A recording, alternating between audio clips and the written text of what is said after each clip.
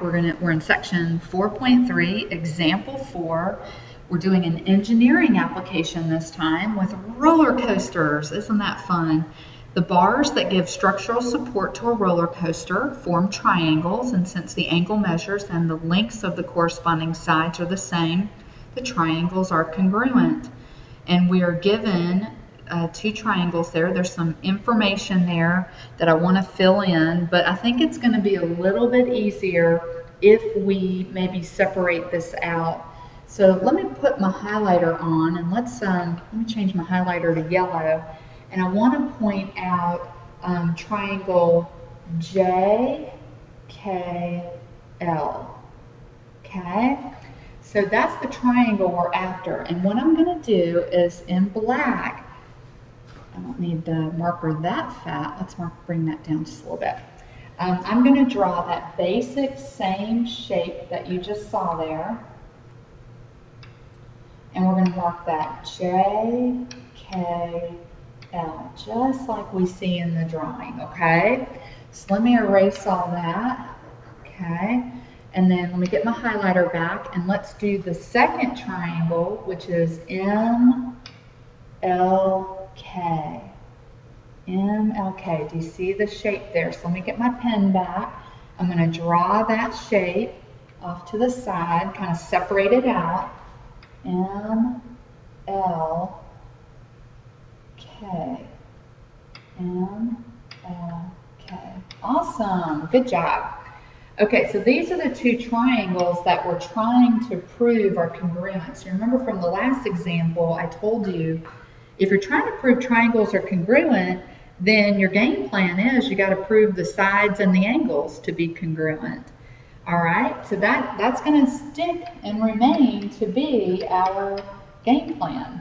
And we're going to use all the given to figure out what we know and what we don't know, and what we need to figure out. Okay, so here we go. Let's create our 2 columns. We're going to do a 2-column proof.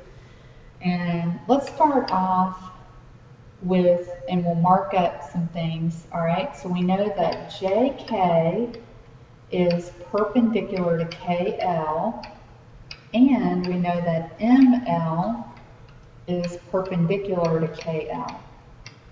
And the reason why that's true is because it's given. So I'm just going to mark out the things that we're already putting in our proof so I don't make any duplications. Okay, now as you look at your triangle here, JK is here, and here's KL. And we can put a box there because if they're perpendicular, then what we know about those angles is that we're forming right angles, aren't we? So we can say that angle JKL and angle MLK are right angles. Okay, and the reason why we can say that is because that's the definition of perpendicular lines. Perpendicular lines form right angles, okay? And then we can go one step further and go, well, angle JKL is congruent to angle MLK because we've established that they're right angles, and because we've already established that they're right angles, we can use the right angles congruence theorem. If you have a right angle, all right angles are congruent. Okay, so we've got one of the angles down. That's awesome. Okay, let's see what else we're given. We've got angle KLJ is congruent to angle LKM. Now, notice that was given. So let's mark those on our drawing. KLJ, that's here. And I'll do an arc to show that one, in LKM. Okay, and now I'm going to do a single arc to show it.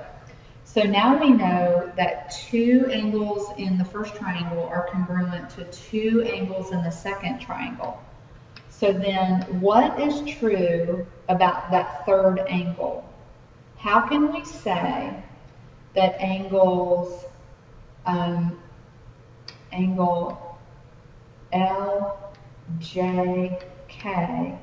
how can we say that angle LJK is congruent to KML? How can we say that that's true?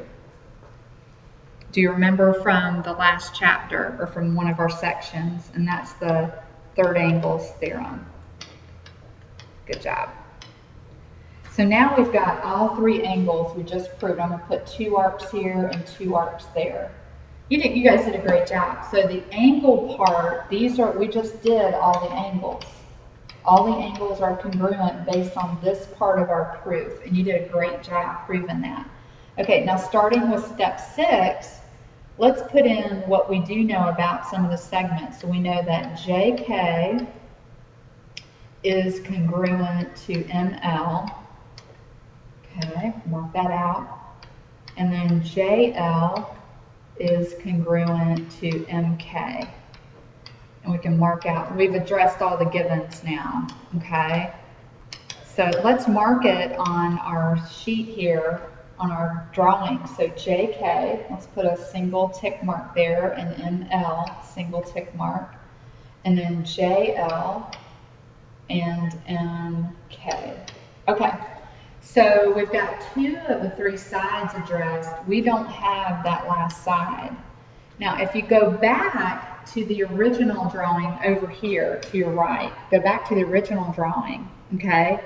So here's MLK right here, okay? I'm going to really darken this LK for you. And then we had JKL. Do you see that they share this side? Do you see that JKL, KL is the same side as LK in that other triangle? So that's something that we could write down, is that segment LK must be congruent to segment KL in the other triangle because of a very simple property we learned back when we did the algebra properties, because of the reflexive property. And the reflexive property basically just says, I put reflexive, it's reflexive. The reason why we can say that LK and KL are congruent is because they're the exact same side. Those triangles share that side, and a side is equal to itself. And so that reflexive property of congruency is what makes that true. So we can mark that up now with our 3 lines. Okay, so in these steps from here to here, you just proved that the sides are all congruent. Now most of it was given, but that's okay. Now, because we're ready to tackle the final statement, which is triangle JKL must be congruent to triangle MLK, and what would be our reasoning is definition of congruent triangles.